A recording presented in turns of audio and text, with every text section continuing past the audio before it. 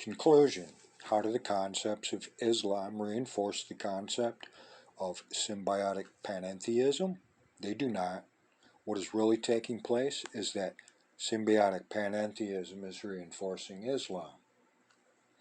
If the causative force is all present, as Islam, Judaism, Christianity, and other traditional theisms state, then the only place for your soul to travel once it departs this universe is into the causative force herself. This is the concept of panentheism. If there is meaning to life, a purpose for the essence of the individual traveling within this physical reality, then for the soul to have to directly enter the causative force would imply the need of the causative force for whatever it is the soul was to accomplish while it existed within the physical universe. If there were no need, there would be no purpose.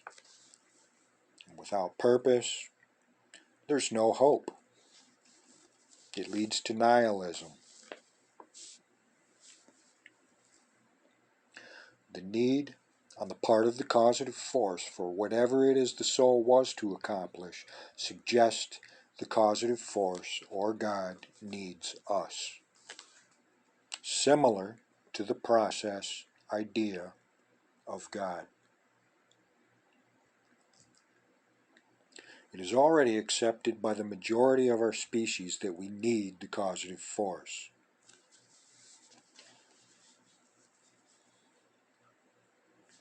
Now the suggestion is being made that the causative force needs us.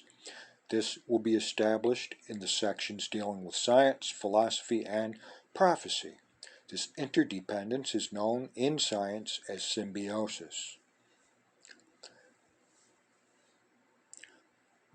But what of justice? The Islamic implication is that one had better not interfere with this interdependence of the causative force and individual souls. Any interference and obstruction causing the soul to accomplish its necessary goal for the causative force will be met with repercussions meeting the severity of the interference. The severity of obstructing the symbiotic relationship that exists between God, or the causative force, and in this case Allah, and the soul. Interfering with the causative force herself, interfering with the work of the soul, justice, due reward, karma, reaping what one sows, will be applied accordingly. What more needs to be said about the negative implications this would have for your own soul, or for you as a soul? Assisting the causative force, assisting the work of souls, justice, due reward will be applied accordingly. What more needs to be said about the positive implications this could have for you, for your soul, for you as a soul? Islamic justice says it well. One final comment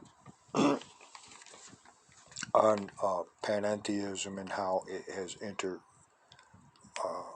reinforced the concept of panentheism, and or the concept of the traditions mentioned here, how panentheism and the world's great traditions reinforce one another.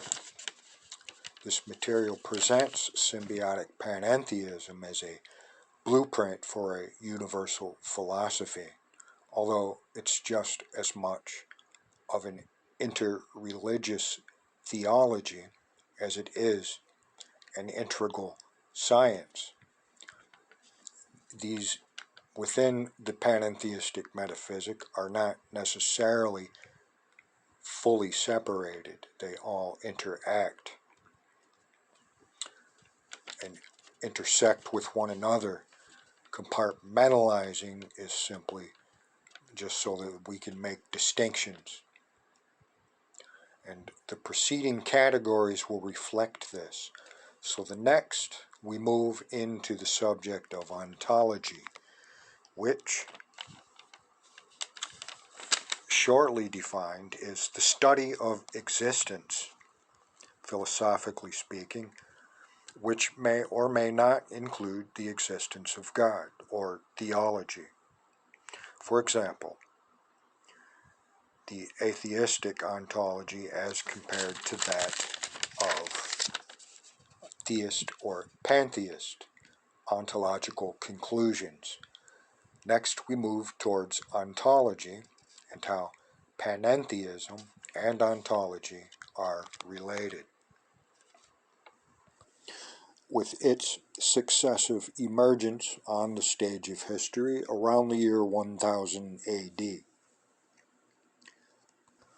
and then moving on towards the emergence of modern science around the year 1500 AD, and so on. And then next moving into, with a category of its own, atheism. And then the emergence of classical traditional theism. And finally, into the present and future, the emergence of panentheism around 2000 AD.